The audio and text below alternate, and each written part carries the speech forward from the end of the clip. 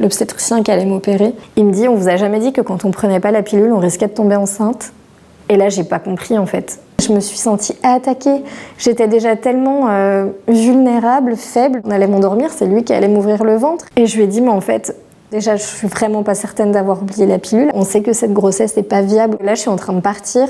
Votre vocation, c'est ça, c'est de m'enfoncer, alors que ça se trouve, je reviendrai pas. C'est peut-être les dernières paroles que j'aurais entendues, quoi. Je démarre mon parcours dans l'entrepreneuriat à tout juste 21 ans parce que je cherche une certaine liberté, une indépendance. Et je démarre avec une première entreprise. J'ai embarqué mon conjoint dans l'aventure. Et puis, en fait, assez vite, je suis tombée enceinte de notre première fille. J'ai senti beaucoup de préjugés, de jugements. En plus, c'est dur ce que je vais dire, mais j'ai pas forcément l'impression d'être une bonne maman. On va chercher notre fille chez la nounou, on fait vite le bain, le dodo, et puis après, il faut retravailler parce qu'on n'a pas le choix, parce qu'il faut gagner de l'argent. On a commencé à pivoter, à transformer notre activité, et on a découvert ce que c'était de pouvoir se verser un salaire. Maintenant, je suis aussi tombée dans le challenge de, ça y est, ça marche, mais on continue à en faire toujours plus pour gagner toujours plus, en fait. On tombe dans une spirale, une vraie spirale infernale. En mars 2017, la vie va m'envoyer un message. Je pense que tout ça va me rattraper malgré moi. J'ai à peu près 25 ans à ce moment-là. Je ressens des douleurs qui sont proches de celles d'un accouchement. Et je comprends pas trop ce qui se passe en fait à l'intérieur de moi. Je mets ça sur le compte des règles qui vont probablement arriver. Les douleurs continuent vraiment à monter crescendo. Je commence à vraiment être pliée en deux. On continue de travailler, on se couche, puis là des douleurs toute la nuit. Et à un moment, j'ai pas pu dormir. À 4h30, 5h du matin, je craque, j'appelle SOS médecin. Sans avoir l'impression qu'il y a un sentiment de gravité là-dedans.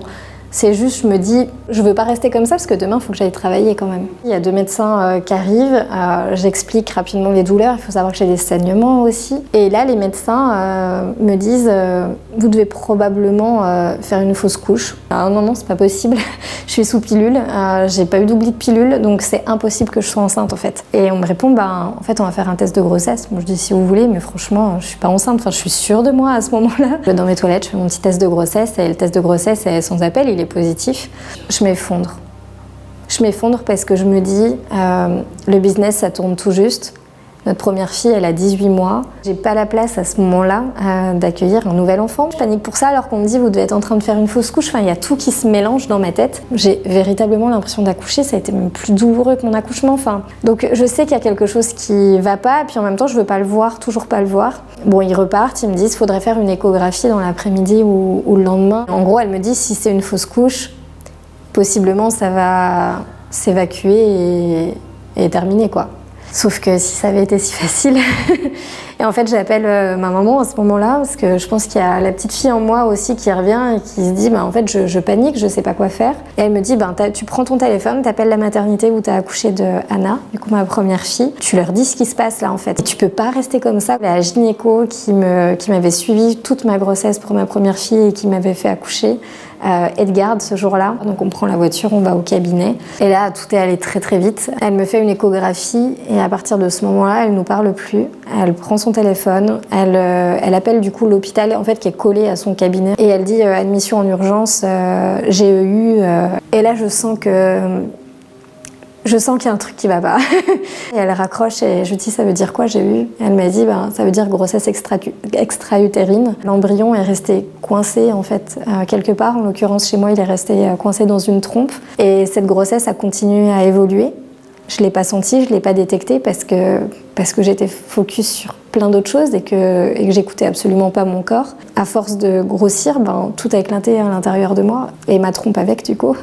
Je suis en train de faire une hémorragie interne et qu'il faut que je passe au bloc tout de suite parce que c'est dangereux. Quand je passe de l'autre côté dans l'hôpital, alors déjà la partie de moi toujours focus business, je demande 5 minutes pour pouvoir appeler mes clients, décommander mes rendez-vous. Alors que ma vie était en jeu, j'ai pris quelques minutes pour ça. Tout se mélangeait dans ma tête en fait à ce moment-là. Je me suis dit mais comment je fais si je laisse mon mari, ma fille derrière, elle va grandir sans maman. Enfin ces choses-là, c'est des choses qui remontent. J'ai rappelé ma maman à ce moment-là pour lui expliquer aussi et lui dire voilà ce qui se passe et je crois que c'est une des seules fois où je l'ai entendue pleurer comme ça aussi. Elle a senti comme moi que ça allait pas.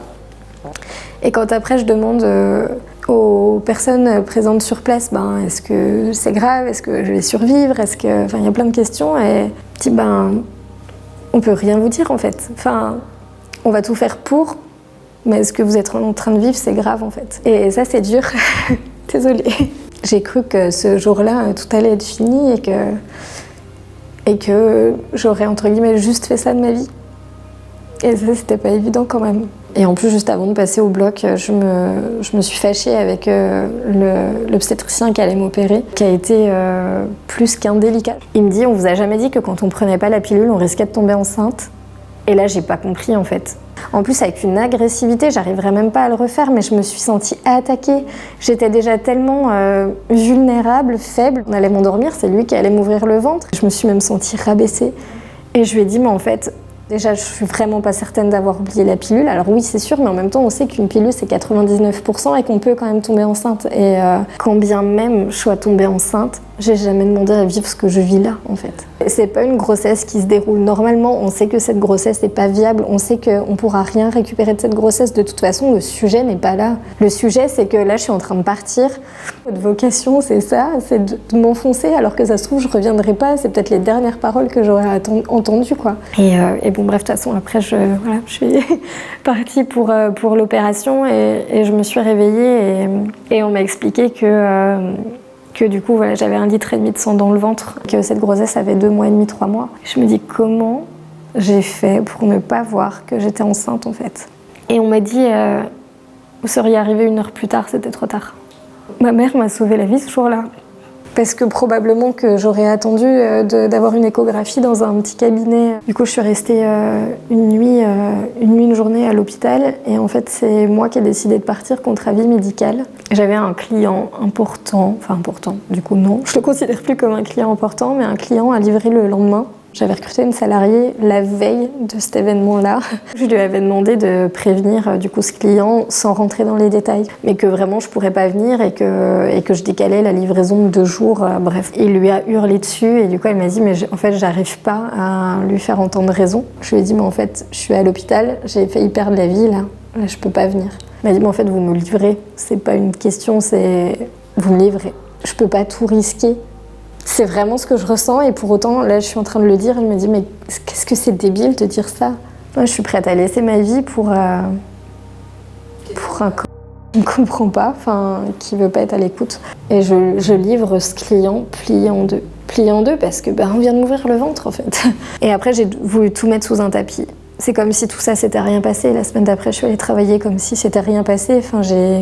Et du coup, ça m'a rattrapée parce que les 2 années qu'on suivit, ça a été un enfer sur terre. J'ai enchaîné les problèmes de santé, j'ai eu des pneumopathies à répétition, des péricardites. À un moment, j'ai fini aux urgences avec un syndrome méningé. J'ai fait une grave allergie à l'amoxicilline à force d'être sous antibiotiques. Pareil, retour aux urgences en train de faire une allergie sévère, œdème de Quinque. Donc encore une fois, j'ai failli y rester. Je voulais pas que ça fasse partie de ma vie et je l'ai rejeté. Et du coup, mon corps, il me le faisait payer en fait.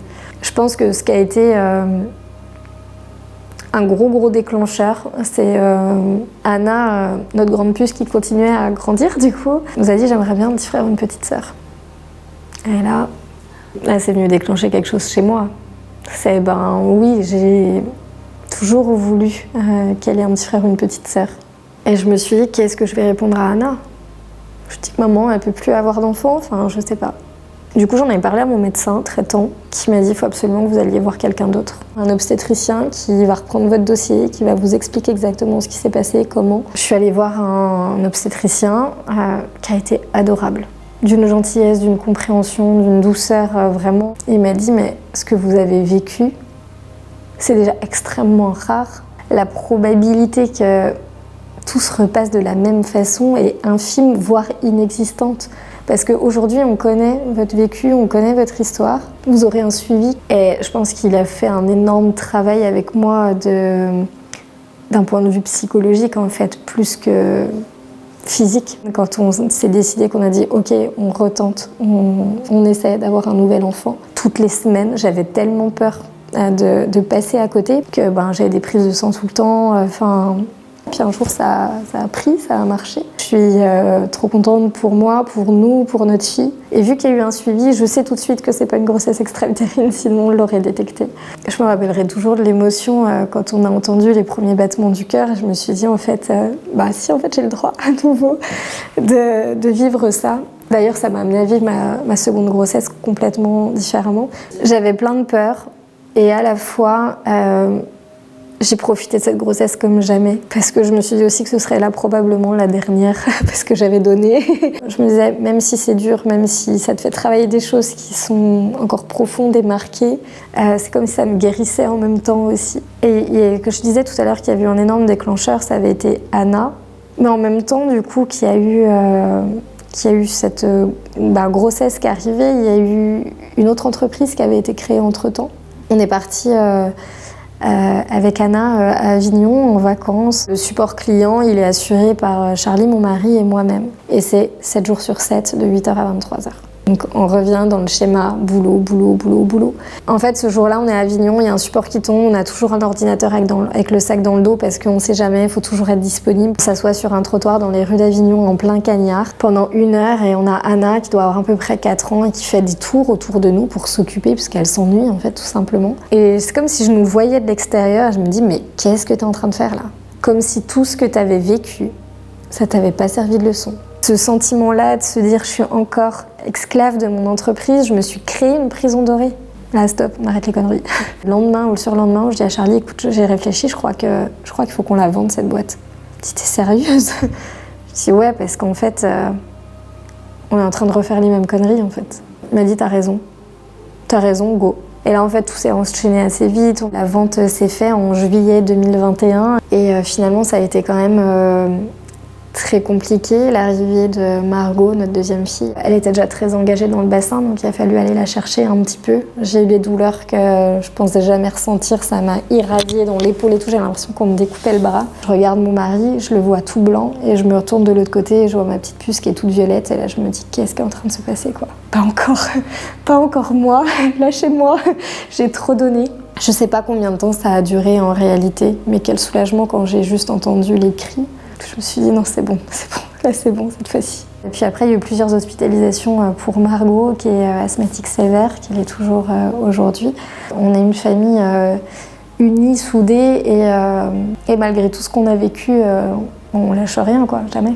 Je pense que ça nous a rendus indestructibles, ouais. On a appris à faire de tout ce qui pouvait nous tomber sur le nez une réelle force. Après l'arrivée de Margot, il y a une chose qui était évidente pour moi, c'est que je voulais prendre du temps pour elle. C'est une chance d'être entrepreneur, pour ça de la garder à la maison, mais à un moment il faut gagner notre vie, on n'a pas de chômage, on n'a pas d'indemnité, on n'a rien de tout ça. Moi je refusais de faire quelque chose qui faisait pas sens pour moi. Et je me suis dit comment je peux utiliser toute mon histoire, tout ce vécu pour créer quelque chose de plus fort que moi et de prendre conscience peut-être que j'ai une mission aussi à mener dans ce monde. De fil en aiguille, le cheminement a été long, mais j'ai décidé de me concentrer sur l'accompagnement des femmes entrepreneurs pour faire écho à plusieurs choses, à la maternité, aux préjugés aussi qu'on a en tant que femme et entrepreneur, qu'on n'a pas le droit d'avoir des grandes ambitions, qu'on n'a pas le droit de réussir, qu'on n'a pas le droit de tout ça. Je me suis dit, si j'ai vécu tout ça, il faut que je le transforme, il faut que je le transmette. Et aujourd'hui, mon challenge à moi, c'est d'aider les femmes entrepreneurs à construire une entreprise au service de leur vie et pas l'inverse. Il y a eu la création de mon podcast, Imprévu, qui porte bien son nom, Imprévu. J'y raconte dans le podcast mon parcours d'entrepreneur, mais j'y fais d'énormes parallèles en fait avec ma vie perso parce que les deux sont quand même extrêmement liés. Je vais à la rencontre aussi de femmes entrepreneurs qui ont des histoires de vie aussi incroyable. Tout ce que la vie m'a donné, ça n'a pas été facile, mais c'est un cadeau parce qu'aujourd'hui, je me dis, j'ai 32 ans, je suis une femme épanouie, je sais où je vais, je sais ce que je fais. Je vais peut-être même beaucoup plus loin que ce que j'avais imaginé au départ. Et ça, c'est chouette. Et je dis tout le temps, la vie est faite d'imprévus, transformons-les en opportunités. Et ça, c'est vraiment mon credo.